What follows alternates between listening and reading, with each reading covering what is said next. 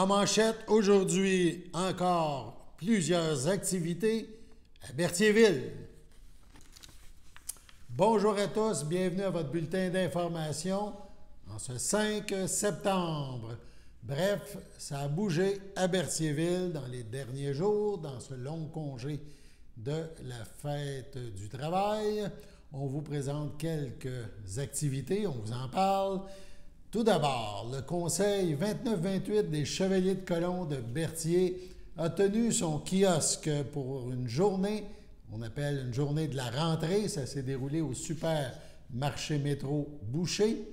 Le Conseil des Chevaliers de Colomb, donc, avait un kiosque où les gens pouvaient faire une contribution volontaire tout en se procurant de délicieux épis de maïs.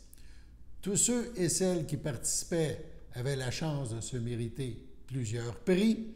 Et tout ça, c'était dans le cadre de l'opération Bonne Mine de la Société Saint-Vincent-de-Paul, auquel les Chevaliers de Colomb se sont associés. Donc, toute l'équipe des Chevaliers de Colomb et les membres de la Société Saint-Vincent-de-Paul souhaitent remercier, entre autres, le gérant du métro, Robert Godard, ses principales adjointes. Et tout ça a donné un montant de 305 $ qui a été amassé grâce à la générosité des participants. Donc, le grand chevalier, il y en a plusieurs qui ont mis la main à la pâte pour faire un succès de cette activité. Le grand chevalier du Conseil 29-28, Yvan Berthiaume, le député grand chevalier Gilles Pelletier, son épouse, le frère chevalier Michel Puffal, intendant du Conseil, organisateur de l'événement. Aussi, une mention spéciale s'adresse à Marcel Puffal, son frère, qui a donné une fois de plus une prestation hors de l'ordinaire. À souligner, la prochaine activité de la Société Saint-Vincent-de-Paul, ça sera la guignolée. Donc, une activité qui permet de ramasser des fonds qui servent à l'achat de paniers de Noël destinés aux plus défavorisés de notre communauté. Donc, un remerciement pour ceux qui ont participé et c'est un rendez-vous pour la prochaine activité. Également, samedi puis dimanche, le musée Gilles Villeneuve à Berthierville a reçu de la belle visite. En effet, tout au long de cet été, le musée qui célèbre cette année ses 35 ans d'existence a accueilli plusieurs clubs automobiles, plusieurs passionnés de voitures. Le week-end dernier, donc, le musée a reçu une fois de plus de la fort belle visite. Premièrement, celle des propriétaires de vieilles Citroën, puis de petites Fiat italiennes version originale. Rappelons que le musée a déjà reçu en cette année anniversaire des visiteurs en provenance d'environ 35 pays différents. Pour la période automnale, le musée reste ouvert tous les jours de 9 à midi et de 13 à 16 heures sur semaine et de 9 à 17 sur le week-end, le samedi et le dimanche. On regarde quelques images des plus récentes visites à Berthierville au musée.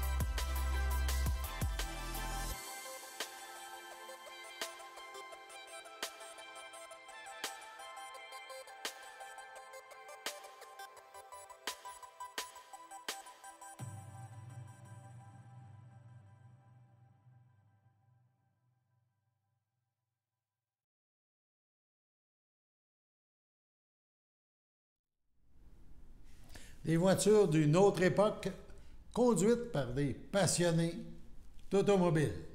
Sur ce, allons à la pause.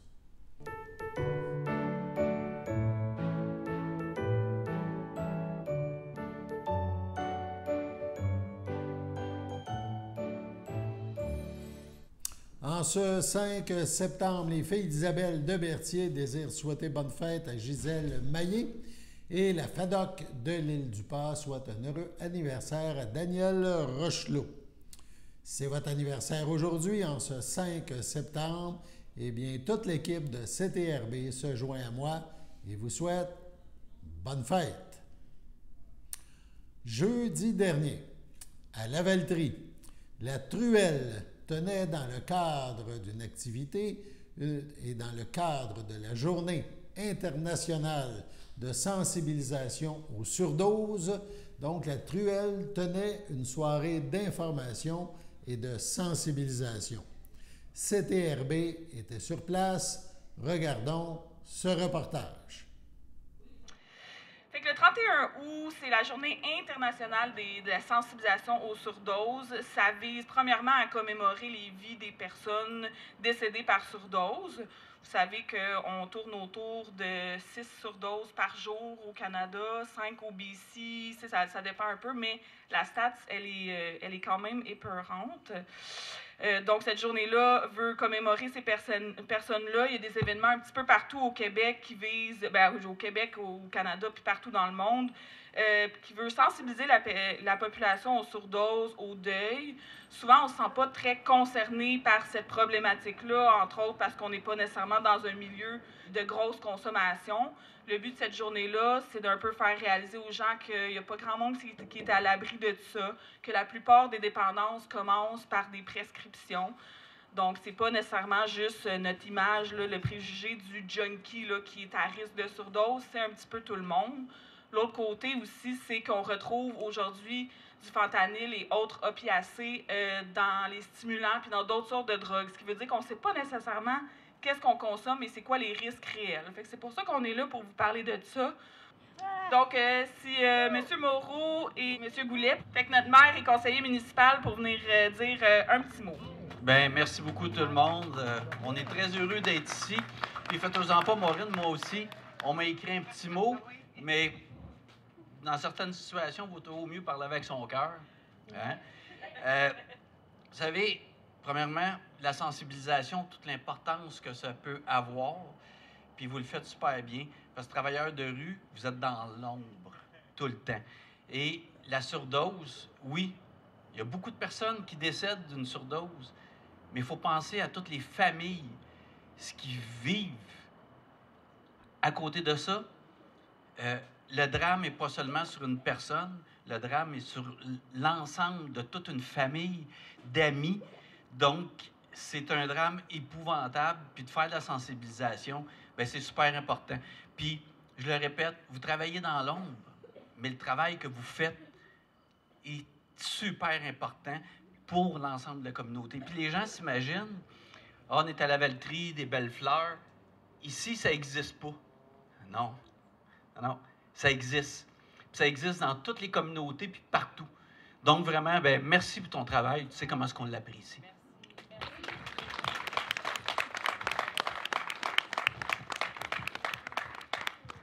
Je m'appelle Martine Archambault, je suis intervenante. Je suis intervenante dans 2 organismes communautaires. La première à temps plein, c'est la Lueur du Fort de la Nodière. On est un organisme qui œuvre pour l'entourage des personnes qui ont un problème de santé mentale. Et si vous êtes au courant, dans le fond, santé mentale égale toxicomanie, égale itinérance, égale problème. Donc, nous, dans le fond, on travaille avec l'entourage de les personnes qui ont la problématique. Et je suis ici intervenante en toxicomanie, au pavillon du Nouveau Point de Vue à Lanoraie. Ça fait 10 ans que je suis intervenante auprès des adolescents. Et disons que ça me touche beaucoup cette année. Excusez. Parce qu'il y a 4 adolescents qui sont décédés d'overdose cette année. Puis le plus vieux avait 19. Il venait d'avoir 19 ans, puis ça s'est fait en mai. Fait que je suis désolée, je suis encore émotionnelle sur le sujet. Fait que oui, c'est des sujets qui me touchent énormément, la santé mentale, la toxicomanie. Alors, je suis vraiment contente que les gens soient ici Et, tu sais, gênez-vous pas de demander de l'aide si jamais vous avez besoin. Il y a beaucoup de ressources. Et moi, je vous remercie de faire ça. Et, ben c'est ça. Sur ça, je vous souhaite une très belle soirée. Et je suis disponible si jamais il y en a qui ont des questions pour quoi que ce soit de mon côté aussi, là, même si je ne suis pas officiellement en train de travailler. Fait que, bonne soirée à tous. Merci beaucoup, Martine. La prochaine personne que je vais inviter pour venir en avant, ça va être Madame Diane Lemieux, qui a écrit un livre, mais je vais lui laisser se présenter aussi, de parler de son livre, puis de parler de son parcours. Bonjour tout le monde, ça me fait plaisir d'être ici. Oui, je suis l'auteur du livre « Mon fils sur l'amour en enfer ». Bien sûr, c'est que mon fils est décédé, mais j'ai écrit le livre avant son décès, puis la détresse des parents, puis tout ça, sa vie à lui, mais aussi sur la détresse des parents. Et puis j'ai fait aussi un survol, mais j'aimerais commencer en disant oui, c'est la Journée internationale des surdoses. J'aimerais qu'on prenne un petit moment pour envoyer un petit coucou aux gens qui sont décédés de surdose cette année. Puis il y en a une tonne, puis un autre. Comme elle disait tantôt Marie-Claude, il ne faut pas croire que ça arrive qu'aux autres.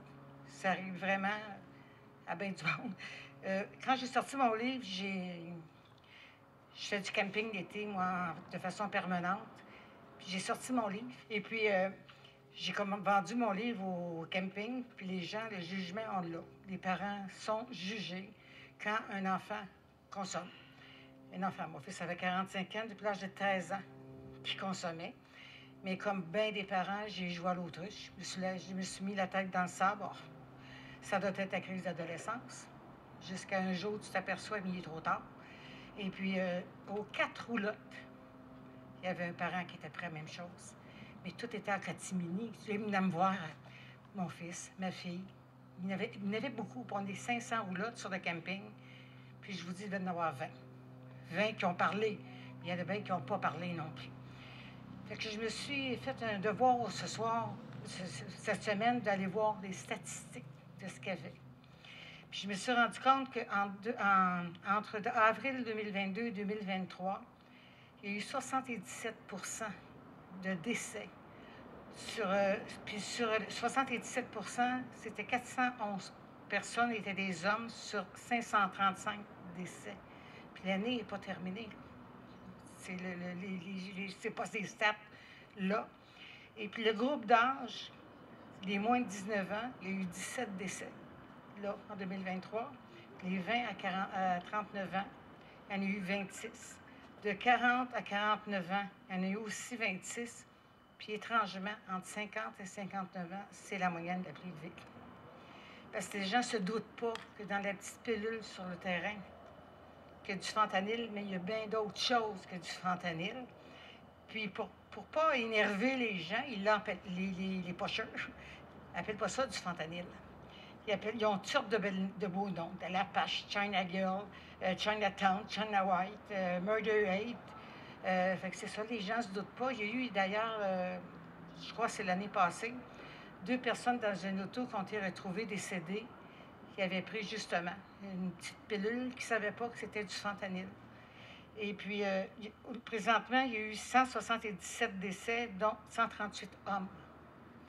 Et puis, il y a beaucoup d'overdoses, de surdoses à la maison et qui ne décèdent pas. Moi, je peux vous dire que mon fils en a fait des surdoses. Mais on était là, il était dans la maison. Fait qu'on s'en rendait compte, on faisait venir l'autobus. On faisait venir l'ambulance. On faisait venir l'ambulance, puis lui, il s'en sortait. Mais par contre, les autres qui n'ont pas eu cette chance-là, puis qui ont pris autre chose que de l'héroïne, pas de l'héroïne, mais de la cocaïne, puis tout ça, puis qui ont mêlé, les autres ne s'en sont pas sortis. C'est ça. C'est que la tranche d'âge, c'est de 40 à 49 ans cette année qui a été très touchée. Puis l'histoire avec la fentanyl mélangée avec plein d'affaires, c'est que ça donne voyons, on va vous le dire, je vous promets, on va vous le dire. Je vous promets, on va faire ça. Ça fait de la somnolence, ça rend la respiration très lente. Il y a des nausées, il y a des vomissements, puis les gens arrêtent de respirer. Fait que c'est à ce moment-là, ça fait un décès. Puis s'il est tout seul, c'est encore pire. Le fentanyl provient souvent des laboratoires clandestins, des tanks vendus par des personnes qui les vendent, et puis par des prescriptions, puis où ils sont volés carrément. L'antidote, c'est le naloxone, comme on a parlé tantôt, utilisé d'urgence lorsqu'on suppose une surdose n'est pas dommageable, et puis c'est pas dangereux, même si c'est pas une surdose. Comme je vous dis, mon fils n'est pas décédé de naloxone, c'est pas qu'il n'a pas consommé, il a consommé en masse. Puis quand il est décédé d'une crise cardiaque. Ça faisait 3 mois qu'il était abstinent. Mais il a tellement consommé que son cœur, à un moment donné, il était en direction de l'hôpital. Quand il ne se sentait pas bien, il était en direction de l'hôpital, il est tombé sur la rue. C'est ça. Fait que la mise en garde, c'est ça. C'est qu'on dit qu'un dixième d'un petit morceau consommé peut amener la mort. Fait qu'il faut vraiment y penser. C'est ça que j'avais à vous dire. Merci beaucoup tout le monde. C'était vraiment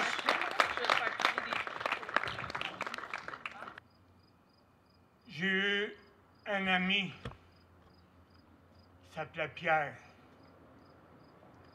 Il est décédé.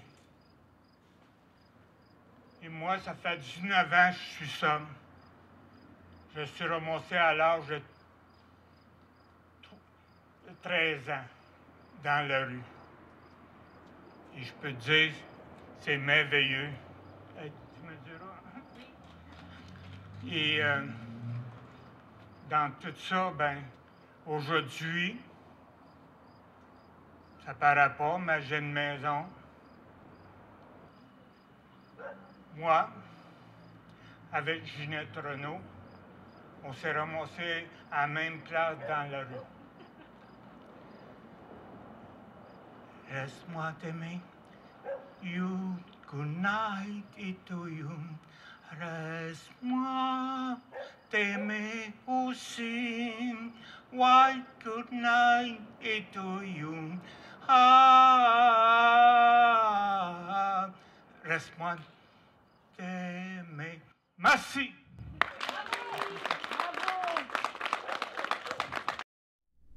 Donc, un événement important de la truelle à la Valtrie. La Sûreté du Québec demande l'aide du public pour retrouver Marc-André Gauthier Moreno, 32 ans, de Joliette. Il a été vu pour la dernière fois le 3 septembre vers 3 heures du matin dans un dépanneur à l'intersection de la rue Baudry-Nord à Joliette. Il se déplacerait en véhicule, une Mercedes CLA 250, noire, année 2014, immatriculé P51YEY. Il pourrait se trouver dans le secteur de Saint-Thomas-de-Joliette ou de Saint-Côme. Ses proches ont des raisons de crainte pour sa santé et sa sécurité. Sa description, la taille, 1 mètre 81 ou 5 pieds 11 pouces, son poids 100 kg, 210 livres. Il a les cheveux noirs, les yeux bruns. Particularité, des tatouages au bras. La dernière fois qu'il a été vu, il portait une casquette noire et grise et un chandail noir à manches longues. Toute personne qui apercevrait Marc-André Gauthier Moreno est priée de communiquer avec le 911. De plus, toute information pouvant permettre de le retrouver peut être communiquée confidentiellement à la Centrale de l'information criminelle de la Sûreté du Québec au 1-800-659-4264. 1-800-659-4264. Sur ce, allons à la pause.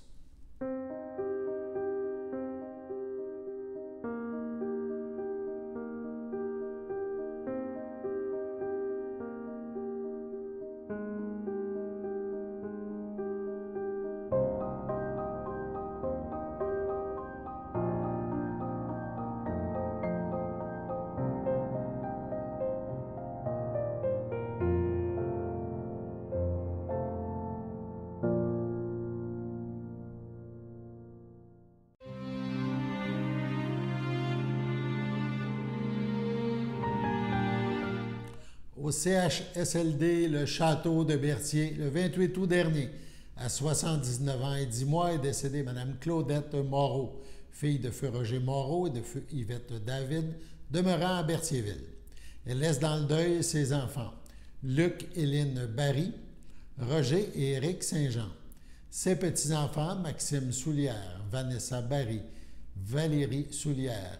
Ses arrière-petits-enfants, Mégane, Lexi et Jade Geoffroy, ainsi que plusieurs autres parents et amis. La dépouille mortelle ne sera pas exposée et une cérémonie aura lieu en privé à une date ultérieure. Au CHDL de Saint-Charles-Borromée, le 15 août dernier, à 90 ans, est décédée Mme Thérèse Rompré, épouse de feu François Fernet, demeurant à Lavellerie, autrefois de Saint-Cuthbert.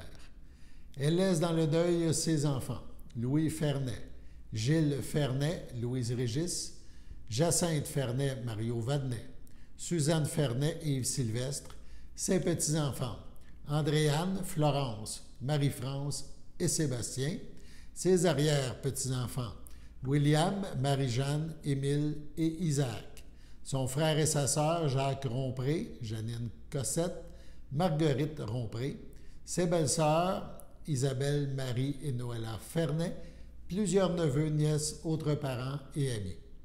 La famille vous accueillera samedi, le 9 septembre, de 13h, en l'église de Saint-Cuthbert. Suivront les funérailles à 14h. Madame Rompré sera inhumée au cimetière de Saint-Cuthbert le même jour. Au CHDL de Saint-Charles-Borromée, le 30 août, à 94 ans, est décédée Mme Huguette Clément, épouse de feu Marcel Dumontier, demeurant à Berthierville. Elle laisse dans le deuil ses enfants, Daniel Dumontier, Jacques Bergeron, René Dumontier, Raymond Guévremont, Guy Dumontier, Nicole Laroche. Ses petits-enfants, Mélanie et Nicolas Sylvestre, Mylène et Maxime Guévremont, Philippe Laroche-Maximo. Ses arrière-petits-enfants, Heidi, Antoine, Édouard, Lily, Anne, Alice, Charlie, Alex, Joël, Andrew et Tyson. Sa belle-sœur, Monique Dumontier, feu Jean-Louis Plante, ainsi que plusieurs neveux, nièces, autres parents et amis. La famille vous accueillera samedi, le 9 septembre, à 9h, au complexe funéraire Thériault, 741 Notre-Dame à Berthierville. Suivra une liturgie à la chapelle du complexe à 11h. Madame Clément sera inhumée au cimetière de Berthierville le même jour. À l'hôpital de Lanaudière, le 22 août, à 66 ans, est décédée Mme Claudine Côté, épouse de M. Michel Langlois, demeurant à Berthierville. Elle laisse dans le deuil, outre son époux, ses enfants, Karine Langlois, Jonathan Langlois, sa petite-fille Charlie Langlois, sa mère Pierrette Lebreu, ses frères Pascal Côté, Narges Aben-Nedi, Stéphane Côté-Roxane Filion, ainsi que ses beaux-frères, belles-sœurs de la famille Langlois. Plusieurs neveux, nièces, autres parents et amis. La famille vous accueillera dimanche, le 10 septembre, de 13h à 16h, au complexe funéraire Thériault, 741 rue Notre-Dame, à Berthierville. Sur ce, passons à la météo.